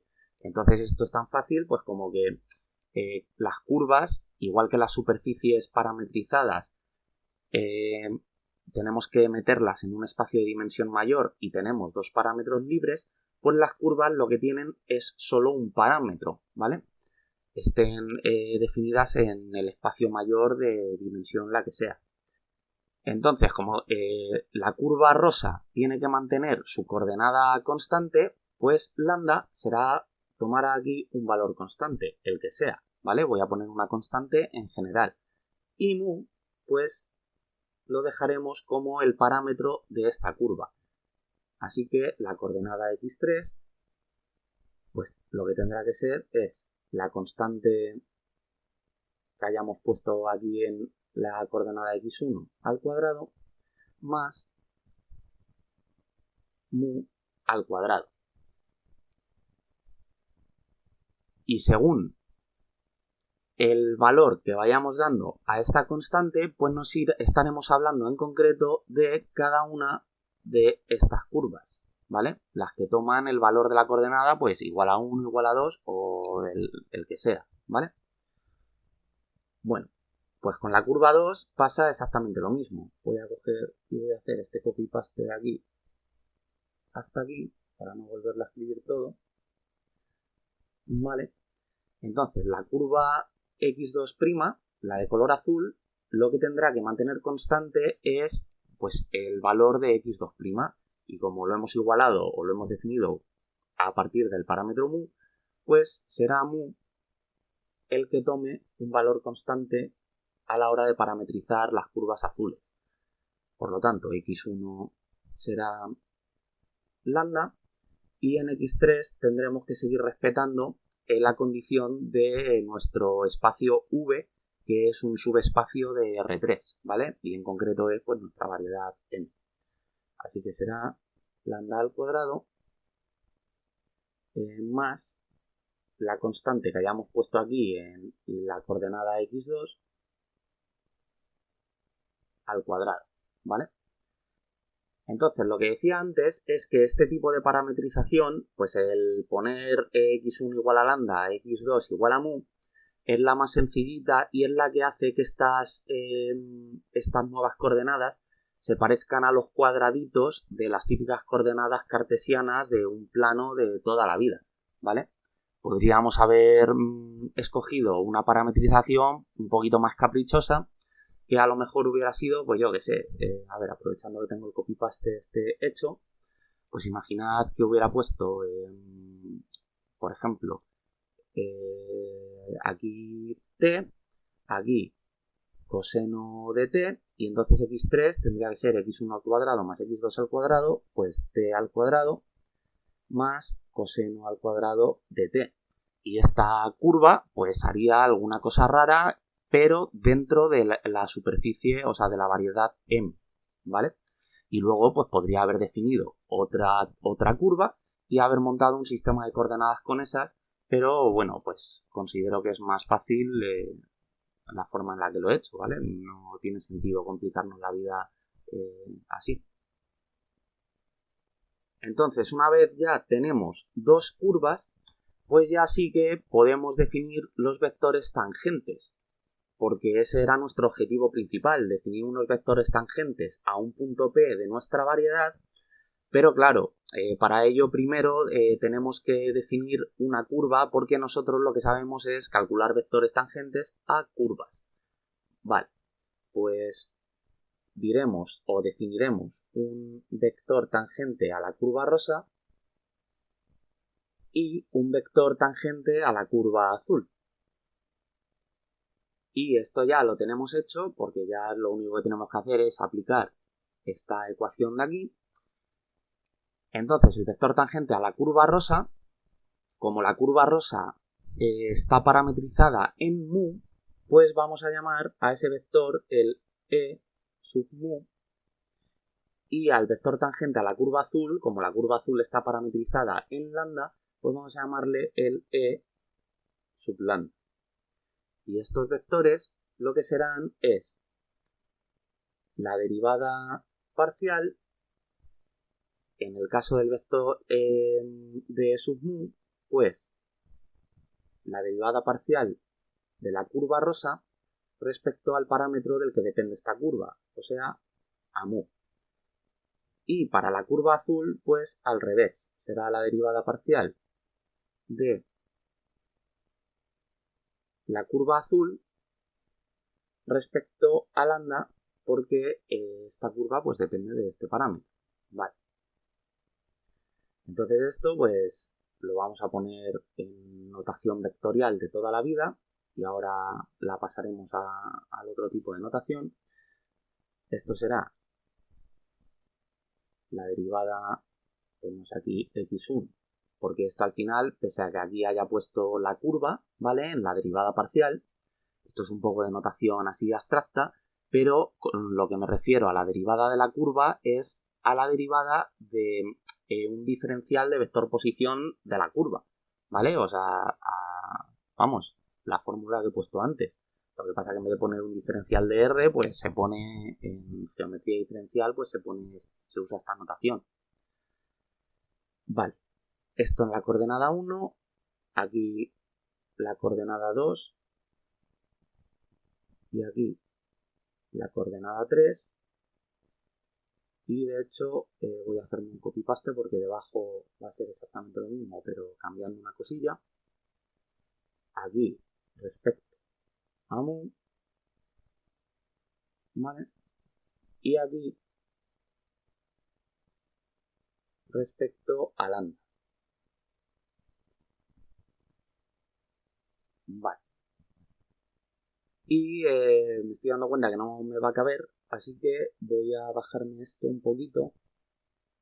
Vale, por aquí ya perfecto. Entonces ahora lo que vamos a hacer es cambiar la notación.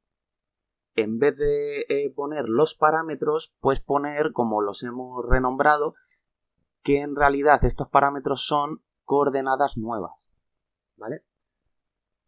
Así que el vector mu, pues como mu es el parámetro que hemos definido como x2', pues el vector e sub mu pues será el e2'.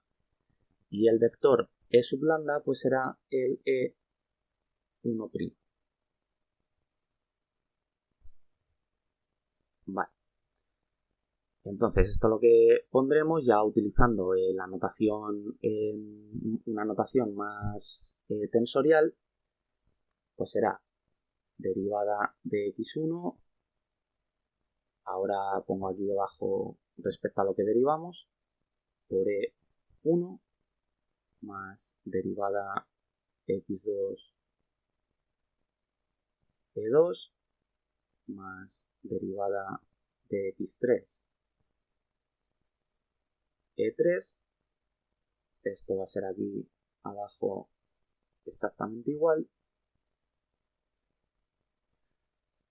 Y mu, pues es x2', así que eso va a ser lo que vamos a poner aquí, x2' en todos los denominadores. Y en e sub 1', pues x1' en todos los denominadores.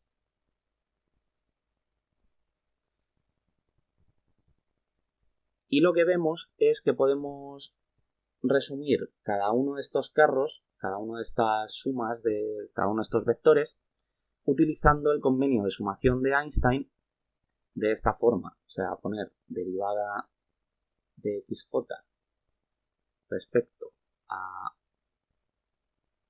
x2' en este caso, por EJ, y como aquí hay dos índices repetidos, uno arriba, otro abajo, pues hay un sumatorio y reproduce todo este vector. Y en el de abajo, pues exactamente lo mismo, pero en vez de con x2', con x1'.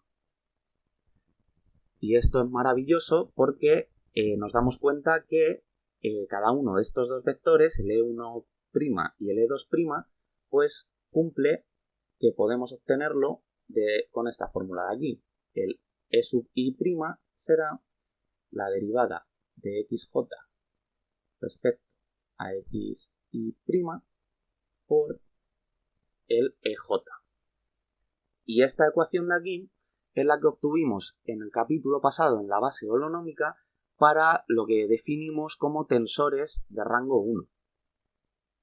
Y lo bueno de esto es que, pues claro, al ser estos vectores tensores de rango 1, significa que son invariantes. O sea, que da igual cómo parametricemos nosotros esta superficie, que vamos a estar, o sea, da igual que pongamos x1 igual a lambda o que pongamos una función mezcla de lambda y de mu, siempre respetando la condición de la variedad, que es esta de aquí, que el vector del que hablemos pues va a ser el mismo ente, da igual la parametrización.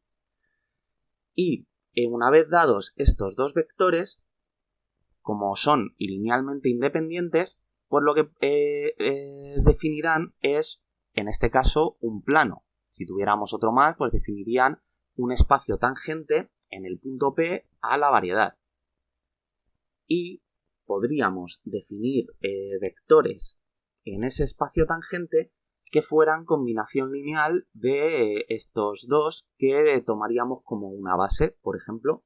Entonces, ese tipo de vectores, pues, por ejemplo, un vector A no sería más que una coordenada A super E1' por el vector de la base E1', que sería este, que hemos obtenido de esta forma de aquí, porque tened en cuenta que estamos haciendo todo esto porque nosotros, esta variedad, nosotros sabemos que está inmersa en un espacio de dimensión mayor cartesiano, o sea, en R3.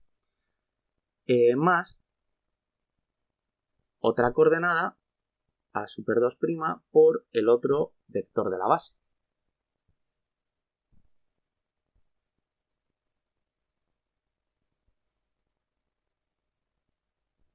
Y como esto de aquí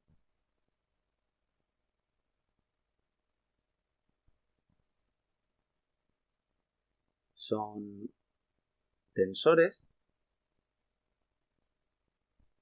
pues resulta que los vectores tangentes, estos de aquí, a una superficie, pues son efectivamente tensores, ¿vale? Así que veis ya la relación que os comentaba entre el capítulo pasado, donde obtuvimos estas fórmulas mediante una transformación de coordenadas, ¿vale? Con vectores tangentes a una variedad. Ambas formas de describir ese tipo de vectores, pues resulta que cumplen la característica de que son tensores. Las transformaciones de coordenadas se obtienen mediante la matriz jacobiana, ¿de acuerdo? Y son vectores que son invariantes bajo este tipo de transformación, como ya vimos. Muy bien, pues una vez visto esto, la relación que tienen todas las matemáticas que hemos hecho en estos capítulos con la teoría de la relatividad general es la siguiente. Es que, bueno, yo he hecho el procedimiento al revés para demostrar que este tipo de vectores son tensores, pero normalmente suele ser al contrario. Lo que la relación es la siguiente, es que en el espacio tangente, ¿vale? En TPM, en este caso un plano pequeñito tangente a la superficie en el punto P, lo del plano pequeñito tiene que ver, por eso las variedades tienen que ser variedades diferenciables. Lo de que sea un plano pequeñito está relacionado, pues por ejemplo, como pasa con la superficie de la Tierra, ¿vale? Que nosotros sabemos que la superficie es esférica, pero que si cogemos trocitos muy pequeños de esa superficie, pues podemos aproximarlo por líneas rectas y a nosotros localmente nos parece que es plano, ¿vale? Siempre que estemos en uno de estos trocitos de aquí, de estos intervalos de la superficie.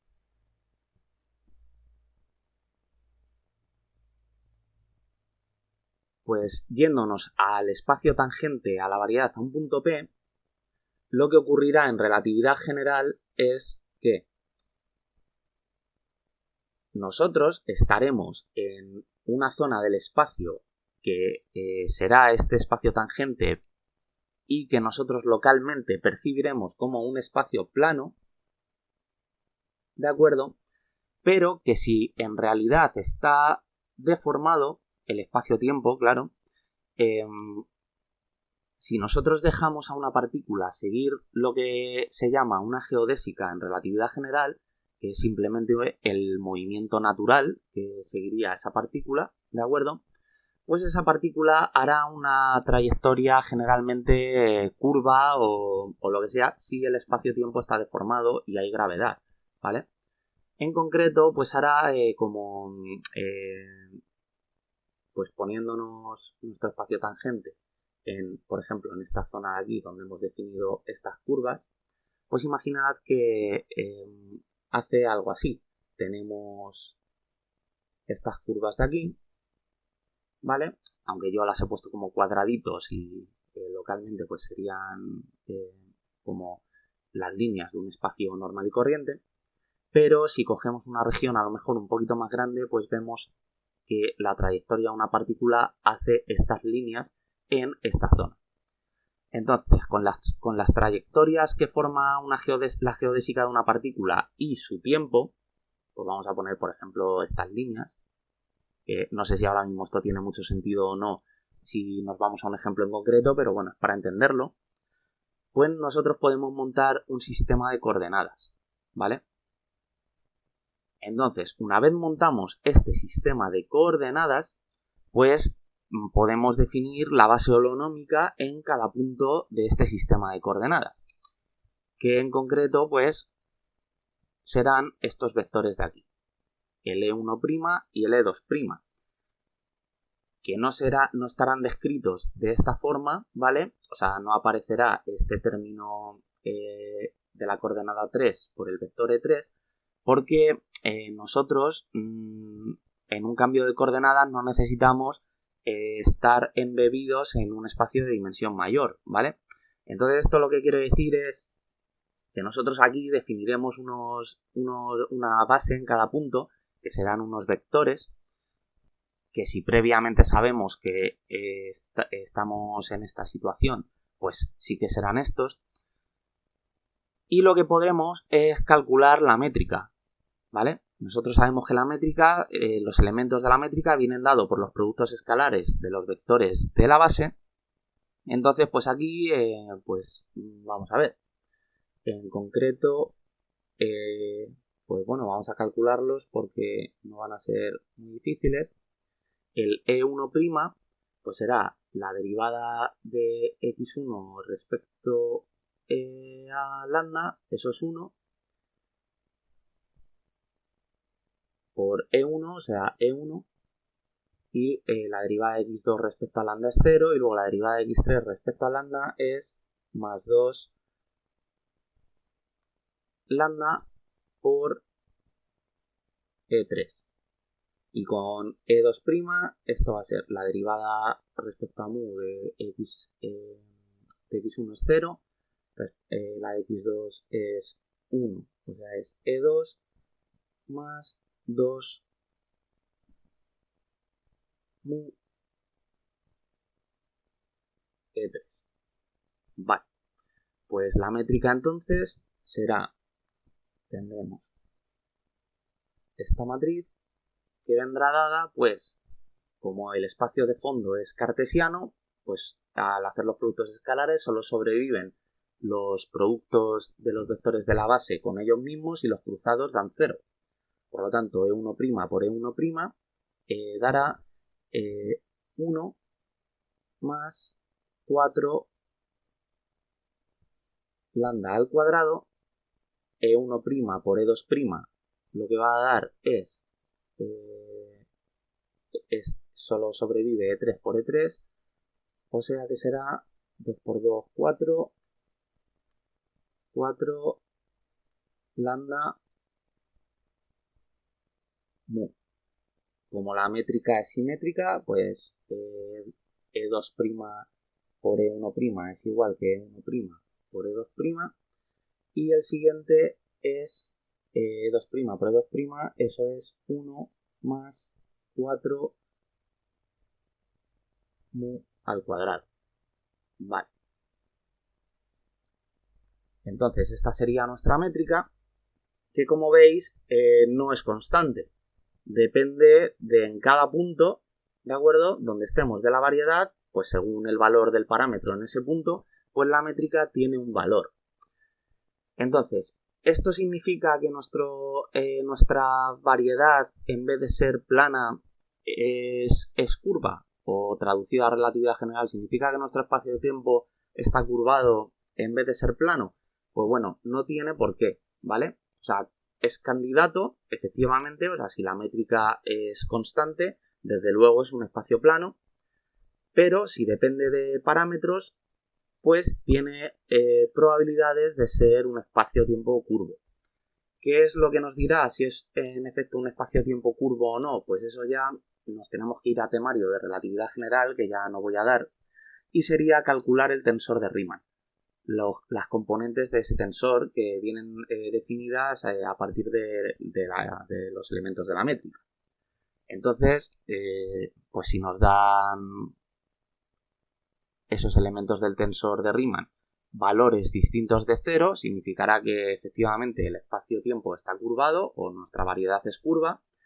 Y si nos dan 0 todos, pues lo que significa es que en realidad estamos en un espacio-tiempo o en una variedad plana, pero que hemos hecho un cambio de coordenadas que nos ha dejado la métrica en función de parámetros. Esto no es nada muy estrambótico, porque en el caso de hacer un cambio a coordenadas esféricas de un espacio plano como puede ser R3, ¿vale? Nosotros sabemos que la métrica de R3 es la identidad, pero si hacemos un cambio a coordenadas esféricas, pues la métrica, esto ya no lo voy a hacer, ¿vale? Para no entretenerme, pero la métrica se queda de esta forma. Es una métrica diagonal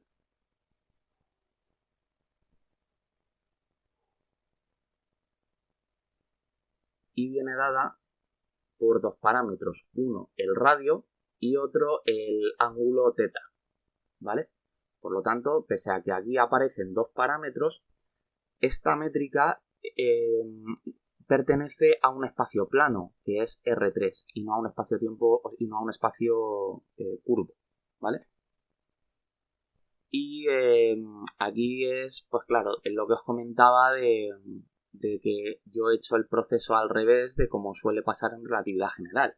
En relatividad general, pues normalmente te dan una métrica y tú lo que tienes que hacer es ir hacia atrás, o sea, es a partir de la métrica reconstruir la variedad en la que estás, ¿de acuerdo? Entonces, esta forma de obtener la métrica a partir de una variedad embebida en un espacio de dimensión mayor es lo que se llama obtener una métrica inducida. En realidad, por ejemplo, nuestro espacio-tiempo no necesita meterse dentro de un espacio de dimensión mayor para que esté curvado, ¿de acuerdo? Esto es simplemente una interpretación, pero lo que os comentaba, nosotros estamos en un espacio, estamos en nuestro espacio tridimensional o 4 dimensiones contando el tiempo, y lo que estableceremos será una relación de coordenadas entre el movimiento de una partícula, o sea, entre unas líneas geodésicas, y eso nos dará una transformación de coordenadas de nuestra base de nuestro espacio, en el espacio que estemos de fondo, que generalmente será un espacio cartesiano, con la base holonómica de esas coordenadas que nosotros hemos definido. Entonces, en ese caso sí que podemos establecer una transformación directa y una inversa, porque en ambos casos las coordenadas antiguas y las nuevas están en un espacio que tienen la misma dimensión, pues 3 espaciales y una temporal, que no ocurría cuando hemos parametrizado nuestra variedad, ¿vale? Entonces, de esta manera, nosotros podemos obtener nuestra métrica de igual forma, sin necesidad de hacer esta construcción de meterla de meter una superficie en un espacio mayor, y a partir de la métrica calcular el tensor de Riemann y ver si efectivamente eso está curvado y puede interpretarse como una hipersuperficie en un espacio mayor o no. Pero la curvatura, quiero que quede claro, no necesita de que nosotros metamos nuestro espacio-tiempo cuatridimensional en un espacio mayor de 5 dimensiones, ¿de acuerdo? Eso no es necesario. Eso, pues bueno, se puede hacer como una especie de interpretación o para verlo a lo mejor más fácil geométricamente haciendo matemáticas, pero nada más, ¿vale? Bueno, pues yo creo que ya con todo esto que hemos visto va a ser suficiente en este capítulo. Yo creo que siempre digo lo mismo en cada uno de estos capítulos, pero es que me van surgiendo ideas según los voy acabando. Yo creo que haré un capítulo más ya como final de estos capítulos orientados a dar pinceladas de geometría diferencial para entender un poco la relatividad general. Hablando, y así acabo de forma circular con cómo empecé esta serie de capítulos, hablando de la métrica. Haré una parte 2 del tensor métrico, porque en el primer capítulo, pues claro, decidí empezar por ese tensor y ni siquiera había hablado de tensores. Entonces, pues yo creo que vendrá bastante bien que ya una vez hemos dado toda la vuelta por estos conceptos matemáticos, volvamos al comienzo, de donde partimos, y completemos la visión pues ya con todo esto que sabemos de variedades, de cambios de coordenadas, de matrices jacobianas y tal, ¿vale? Entonces, pues nada, espero que os haya quedado claro esto y que lo hayáis entendido y nos vemos en el siguiente vídeo.